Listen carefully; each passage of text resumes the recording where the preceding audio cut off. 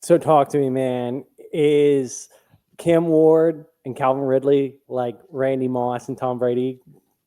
Now, I'm not going to sit here and say that they're not, they're not Tom Brady and Randy Moss, because we don't know.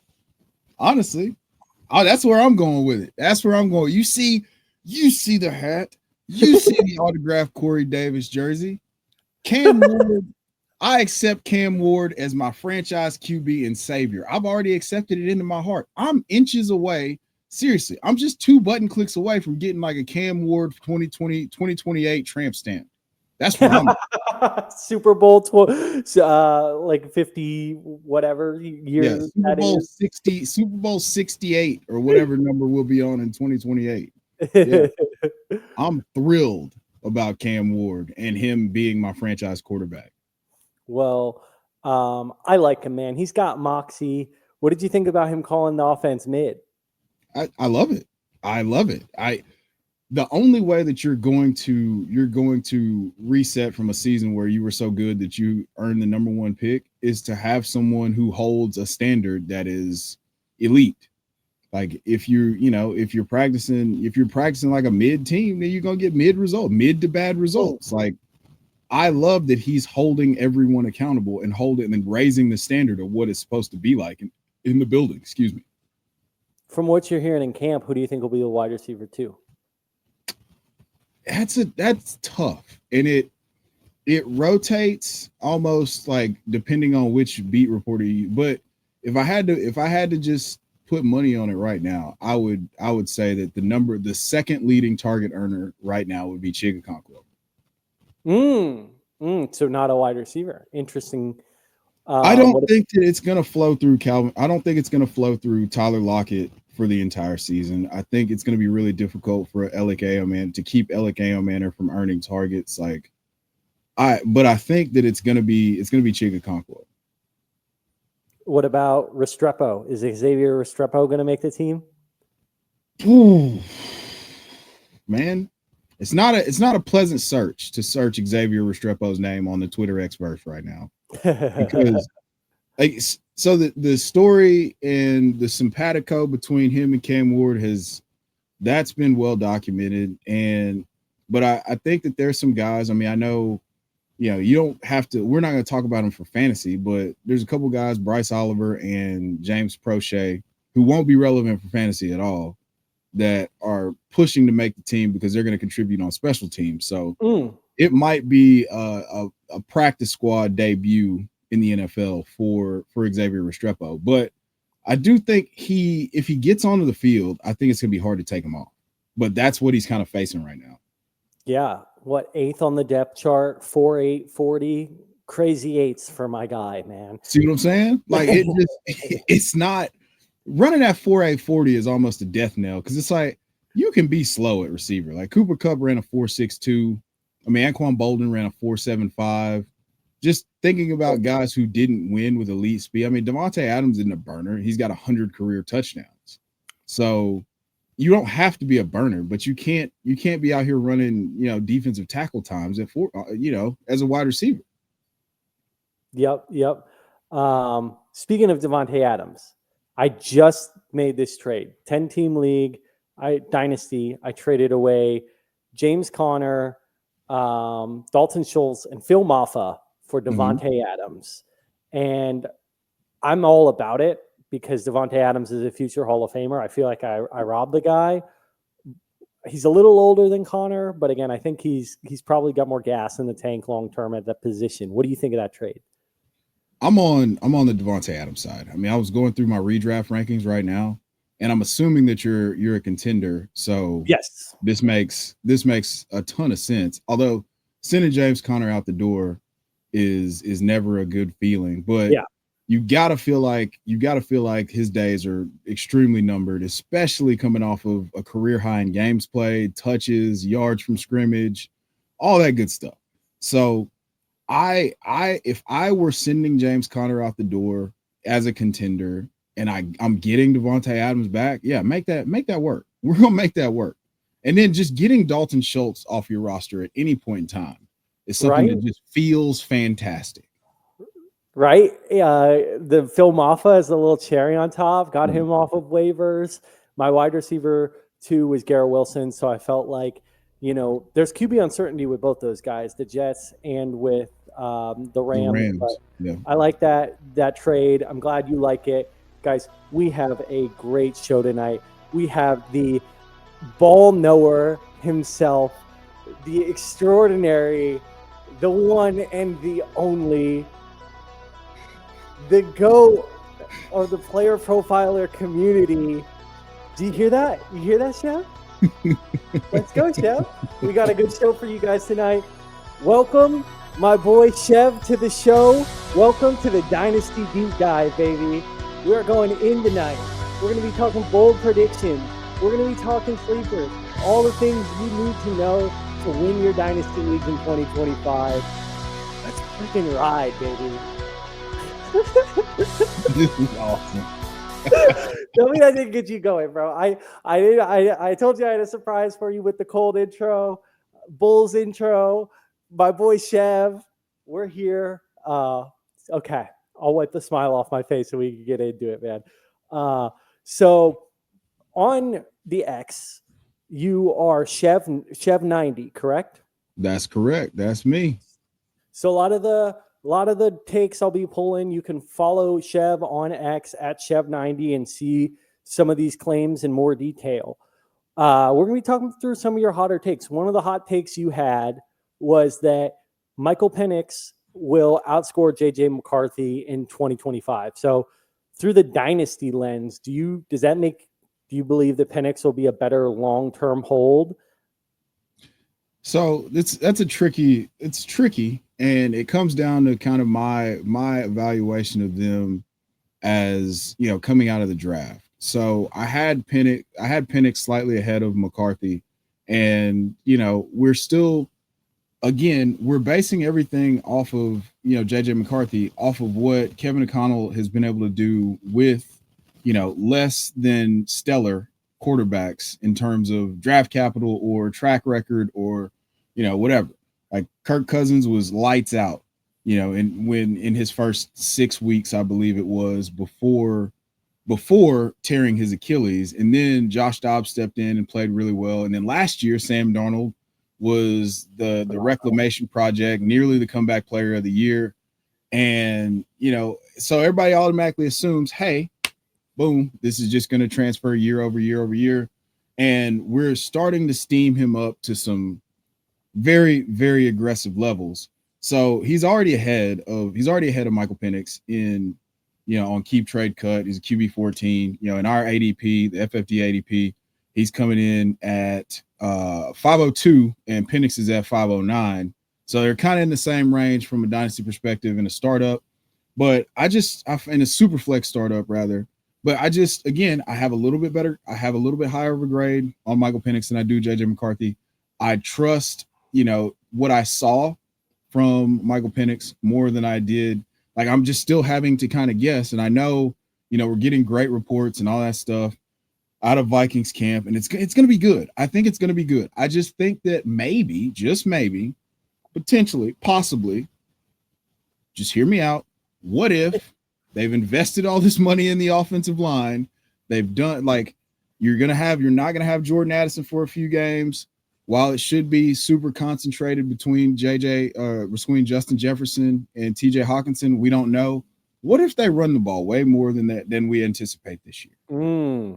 What if it's not just wide open, for all Sam Darnold's flaws, we know that he's a talented passer of the football. And we know that JJ McCarthy should be a talented passer of the football. But all that to say, there's just a lot of things with Michael Penix that I can't ignore. He was number 1 in air yards in those 3 starts. For those 3 weeks, he was number 1 in the entire NFL in air yards, despite being 12th in dropbacks. They were 8th in yards. He was 8th in yards per game. He was they were second in pace of play under Penix after being dead last almost with Kirk Cousins. And I think that he just allows them a higher ceiling because he is a mobile quarterback. He did turn in a 4.56 at his pro day.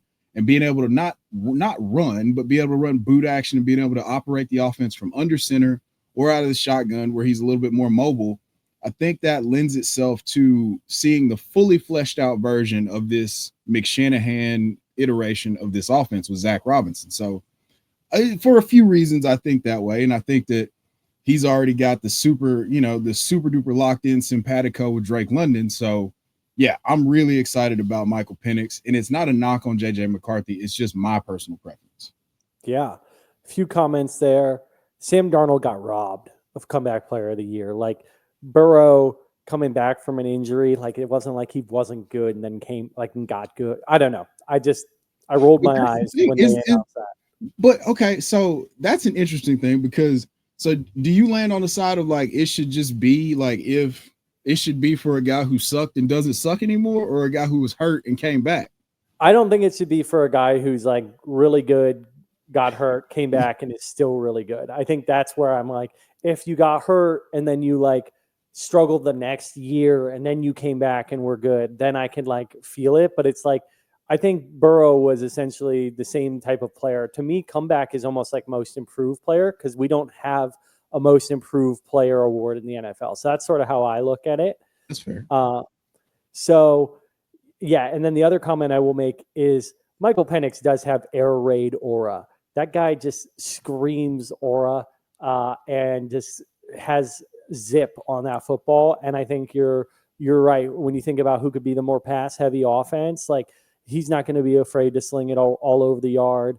And it's not necessarily a bad thing for Bijan, right? He could be heavily involved in the passing game. So run me back to those ADPs in the Dynasty startup.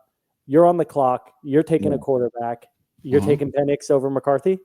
I am probably going to click the button on Penix over McCarthy, yes. I love it, man. Yeah. Your first bold take, I like it. Before we move on to that, you brought up Bijan, which is an important point.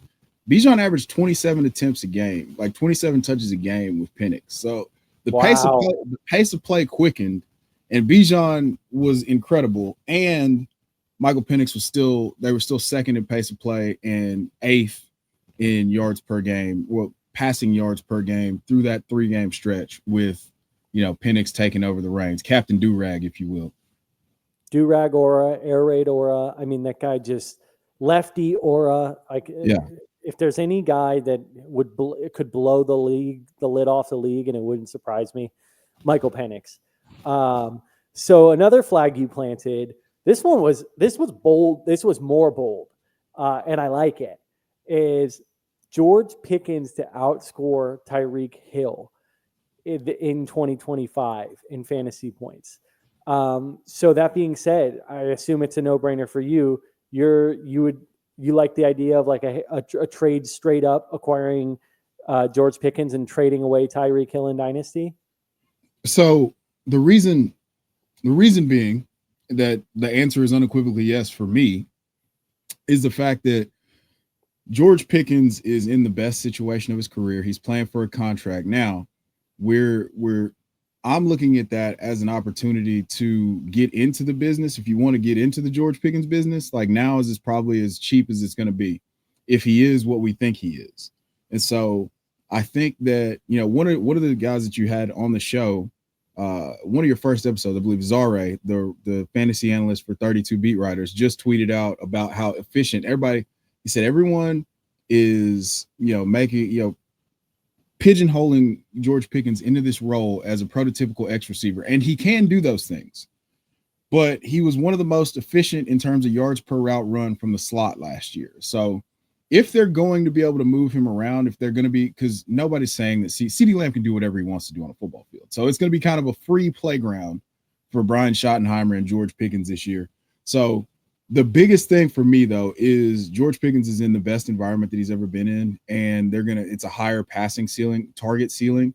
And Tyreek Hill went from first read target share in 2023 to, even if you take out the weeks 3 to 7 where Tua was, out of the lineup, and I think their bye was like week 6 or something like that. If you take those weeks out, he finished just 45th in first read target share. So that signals to me that Miami is they've changed the way that they play offense. no longer is Tyreek Hill the focal point. It's Devon Achane. And I'm hands off, do not touch, no go for Tyreek Hill in almost any format. Bold, man. If you don't think that's bold, I don't know what is. I like it though. It's spicy. I think Tyreek Hill is like such an enigma, like it's so hard to fade a guy who like had fantasy football in a chokehold for so years. long. Yeah. He's a first ballot Hall of Famer, man. Yeah, I mean, that's kind of, and that's for me where I get bit sometimes in Dynasty, being honest with you, is like I've got Calvin Ridley, Amari Cooper, Stephon Diggs, and Davante Adams on that same team. I'm like collecting all these guys before they go into a retirement home because I believe in them and then they fall off a cliff, You collected retirement infinity stones at wide receiver. Yeah. So well, I love it, man. Last bold take that I want to call out that you said was Chase Brown being a top 4 running back this year. You cited his kind of end of the season last year, but can you just expand a little bit more, like what's driving your confidence in that? Yeah, absolutely. So with Chase Brown, it's a number of things. It's the first thing being that Zach Taylor's pattern of usage for his deployment of running backs has been pretty much the same outside of an 8-week stretch in 2024. Joe Mixon has handled at least 200 touches in every year where he hasn't been hurt, and no other running back. I think the most a running back handled from 2019 or 2020 to 2023 was like 94 carries. So it's going to be, I think it's going to be a one backfield, much like Sean McVay chooses to deploy his running backs in Los Angeles. And so for me, what makes me think that he could finish as a top 4 running back is like once Zach Moss was sidelined with the neck injury, which, hey, T's and P's to Zach Moss. We hope that he's well and that he does land another job if that's what he wants to do. Might be time to go home and be a family man. No big deal. You've made a bunch of money. But the point is, so once Zach Moss is out of the picture, Chase Brown, weeks 9 to 18, 78.6% of the red zone touches, inside the 5, not the red zone touches, inside the 5 touches for the Cincinnati Bengals. And then he was 5th at the position in routes run in total, not just from 9 to 18, but in total for the entire league amongst running backs last year. So that goes from, and that's with him not seeing 5 targets in a game until week 9. So he was at around 20 points a game. He was the RB4 for that stretch. There's no reason why we can't assume that he's going to handle the workload again, which I'll accept any sort of discourse here. If you think that Samaje Perine or Taj Brooks are serious threats to his workload, I'd love to hear that argument out. But I don't think that my only concern with him getting to the top 4 is either he doesn't generate a lot of explosive plays. So we'll need an outlier either in terms of touchdowns, which he scored, I believe, 9 touchdowns last year, or explosive plays where he's generating, 20-yard gains, chunk gains. So he's going to be the workhorse. He's going to handle, but if you look at his stats compared to like Joe Mixon, they're almost is like 4.1 yards a carry, 220 some odd carries. Like it's going to extrapolate. So if he handles, let's say 290 carries this year and then another 60 receptions, which he had 54 last year, like that's probably going to be about a 1,400-yard season. If he falls in the end zone, in the end zone 8 to 10 times. Like that's borderline top 7 right there. So now we just need a little bit of explosive play luck or touchdown luck to get him to the top 4. Yeah, no, I love the call out banking on kind of the volume there. It's actually a really interesting point because he's someone for me who before the draft, it was kind of a gross click, right? Yes. But every week Yeah. it passes by, he gets sexier and sexier, and now he's starting to creep into round 2. And I think you're not the only one who sees the potential opportunity there. I'm going to throw up his player profiler page real quick because I think one of the other knocks that people might have is like size and bell cow ability, right? But he kind of just breaks that threshold you're looking for 5'10", 209, and he hits that 30.0 BMI. And there's this old adage that, if you're below a 30, you might not hold up to that 15 plus touches a game, but if you're 30 or above, you can handle the wear and tear. You've got the girthiness, right? The girthiness is crazy, John. He's just a big beefy boy. He's a thick boy. I mean, he's thicker than he looks, is my point. And so really solid athleticism scores, right? 92nd percentile 40-yard dash, 94th percentile burst short, and again, 25 bench press reps, ranking in the 87th percentile for running backs. This is a strong guy. He might not be your 6'2", 220 freak, but I think he can hold up throughout the season. So a guy that I'm starting to warm up to and target a little more aggressively as the season comes around. So great call out, man. Love those bold predictions. We're going to get into some of your under the radar players, stashes, and sleepers. So don't go anywhere. The world famous Draft Kit is live, and it is this signature bit of content that we create every year to help you dominate your fantasy league. The most in-depth team previews you'll find anywhere, including signature trends and a lot of key stats on individual teams. Also, a 300-player cheat sheet for best ball, for seasonal leagues, individual cheat sheets from the top analysts here at Player Profiler. There's also video analysis and written analysis from some of the top minds in the industry. And we have all these new features like a Rate My Team feature, plug in your roster, and our AI tools automatically generate a draft score, as well as a whole commissioner guide. You have to subscribe to it to believe it. PlayerProfiler.com/draftkit, PlayerProfiler.com/draftkit. Get it now. Go win. Hell yeah. You and I put some work into that draft kit ourselves. I know we were contributors on there. I love the team breakdowns on there. Did you do the Titans?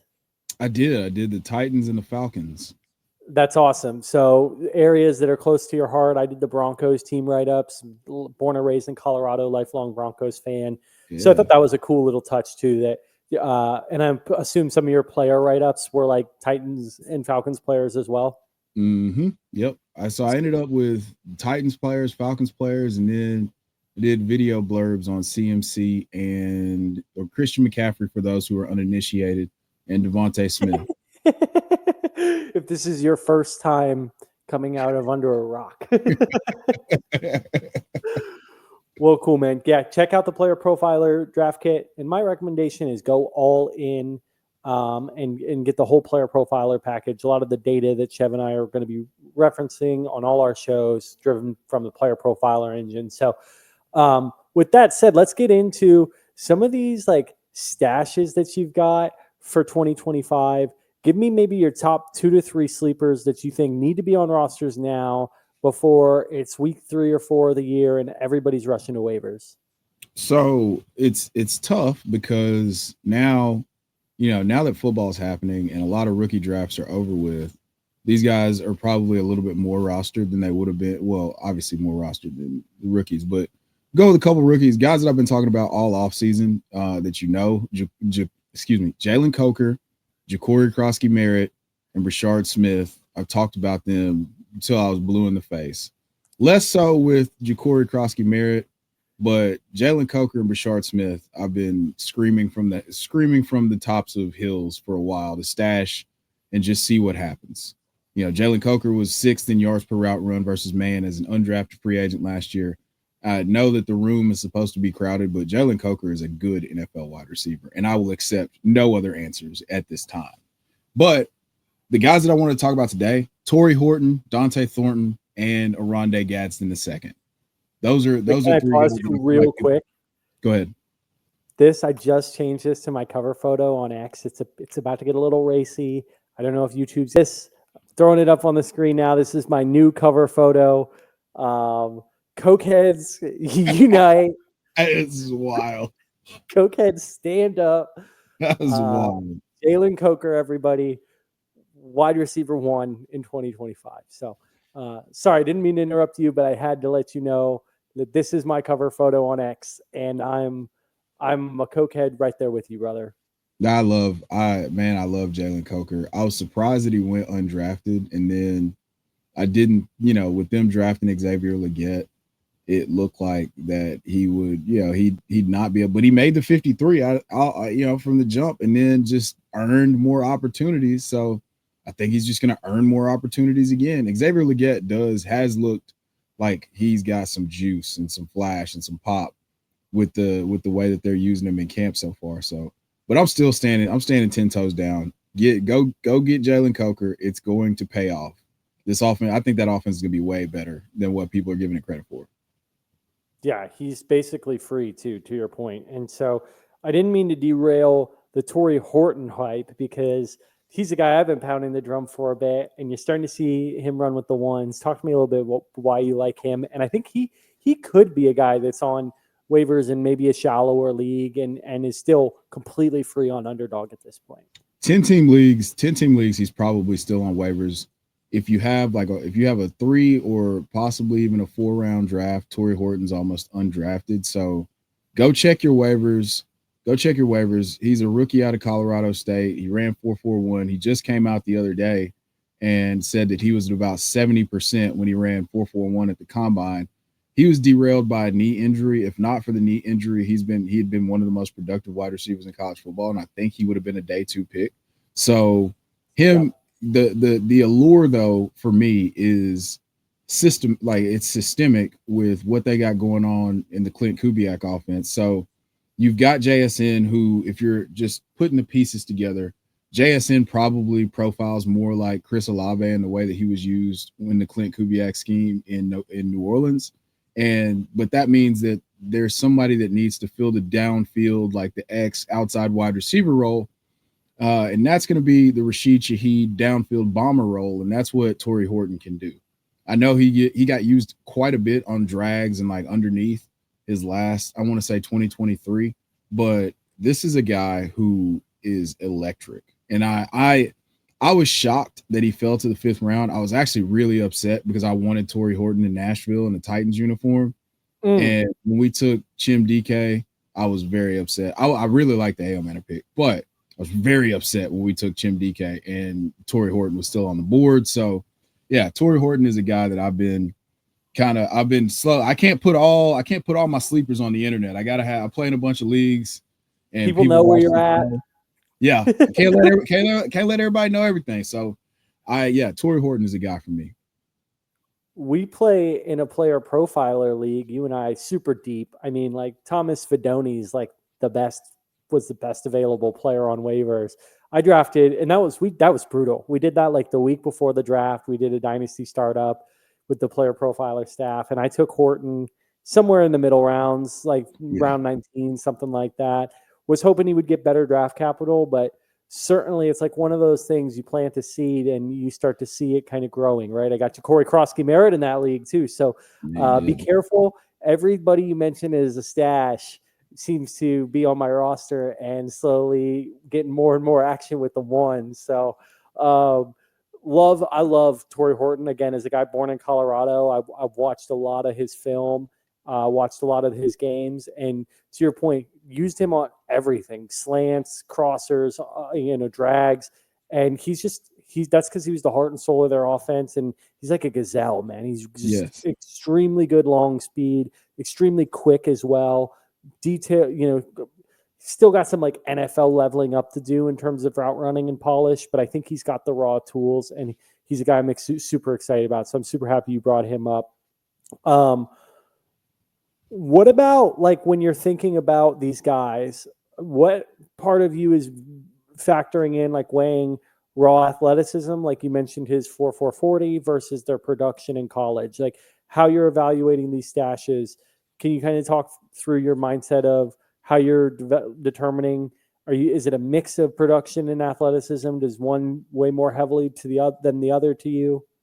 I'm a lot more. So I lean more heavily on the production and going and verifying a lot of these things like film wise, like having to working on a couple of draft kits and having to write like write-ups.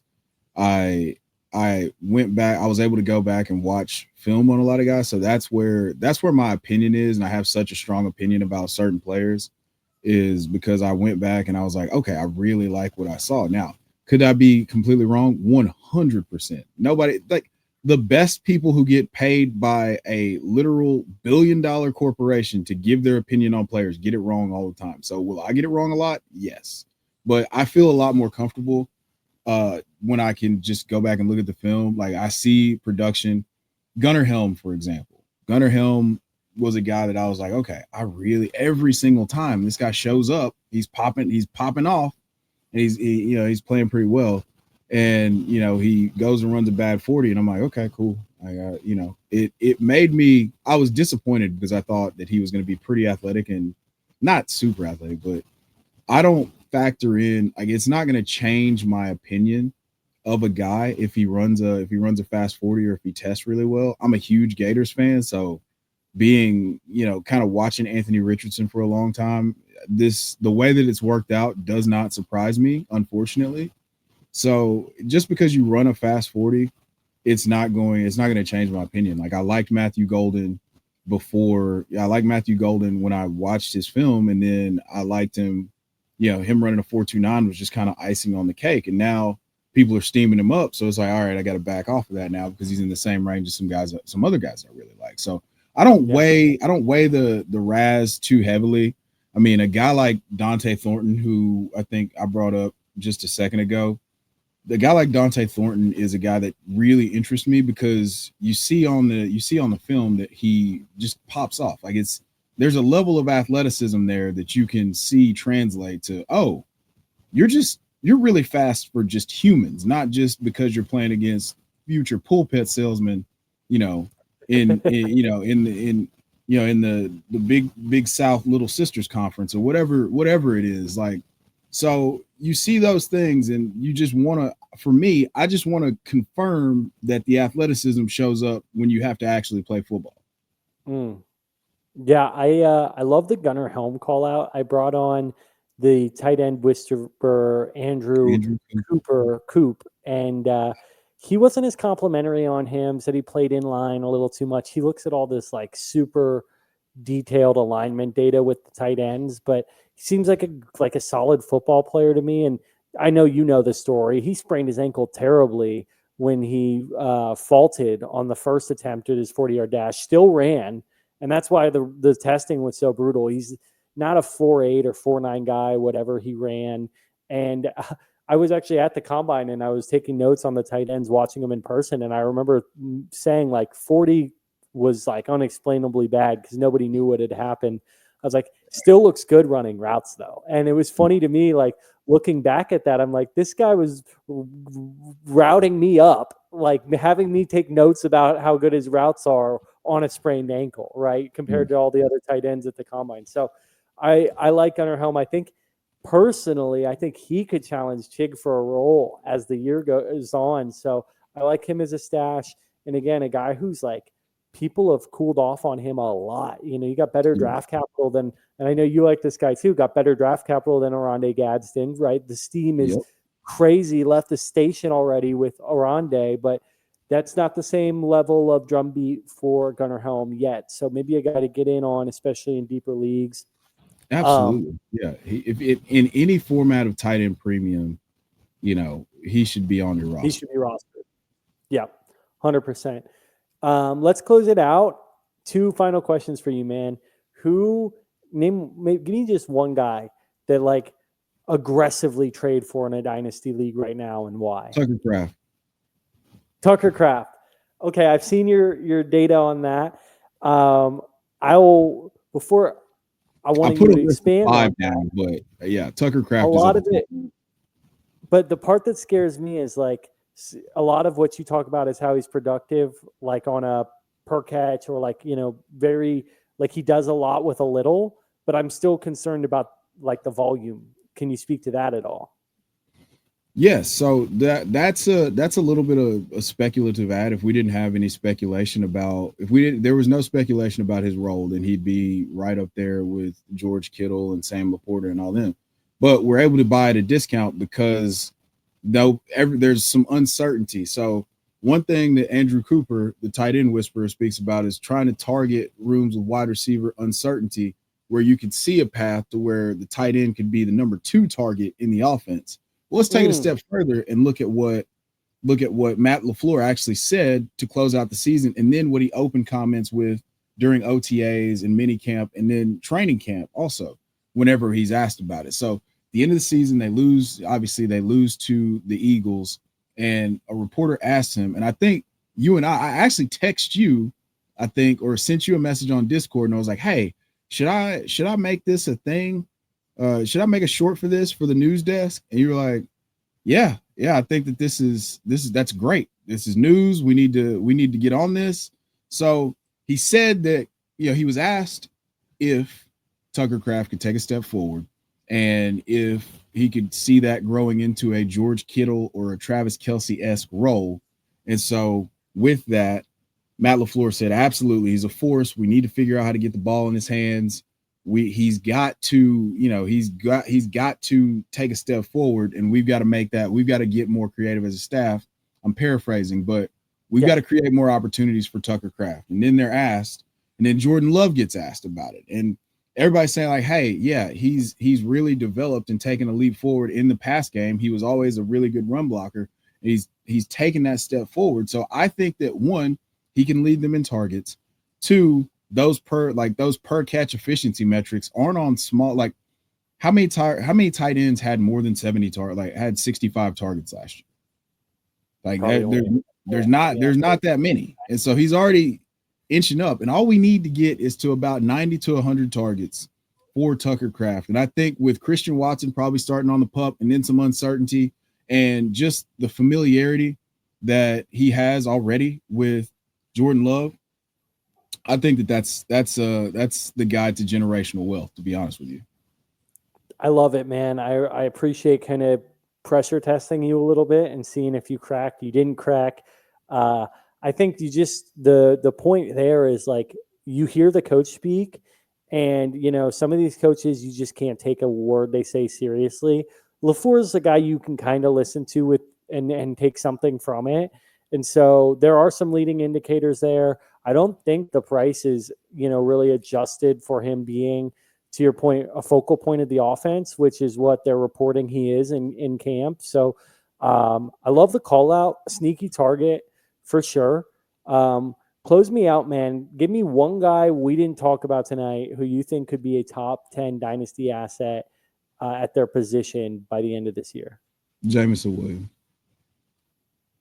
Williams. So does that mean in that world, does he leapfrog into the top 10 and St. Brown falls out of it, right? No. I mean, like, I think they'll both be viewed as top 10. Like they're going to be a more explosive version, like the yin and the yang. There's going to be a ton of volume for Amon-Ra St. Brown. He's probably going to finish with 110 catches for 1,300 yards and 8 or 9 touchdowns. And I think Jameson Williams goes for over 1,000 to 1,200 yards. He's probably going to score 8 to 10 touchdowns on 80 receptions. So, yeah. Do you think that's at the expense of someone like Sam Laporta? Yes. Yeah, that's where I get a little nervous with all this coach speak from the Lions about like J-Mo's going to like just get your popcorn ready. He is going to take off. Like, and again, when we talk about coaches who kind of don't bullshit in their meetings, the Lions coaching staff is right up there at the top of the list. Like when they say something's going to happen, it's going to happen. Sneakily, I like Isaac TeSlaa on that team. Really fun to watch his few catches in the Hall of Fame game. Looks like a guy who plays with good game speed, and I think he's an injury or two away from one of those guys going down to being thrust into a role and potentially doing something with it. So, man, great having you on the show tonight. We laughed a little, we almost cried a little. We laughed so hard, and close it out, man. Tell people where they can find your work. Anything you want to plug.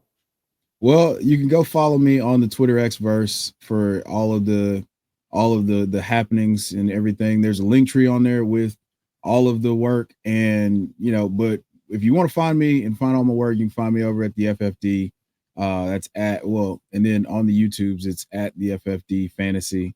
And then every week there's a ball knower briefing coming out on the Player Profiler channel. So yeah, there's a lot going on, but I just told you where to find it all. So please tap in. Yeah, you are a force, man. It's been awesome watching you kind of continue to ascend. Love having you on the show. And thank you for having me watching, on. everybody. Yeah, of course, man.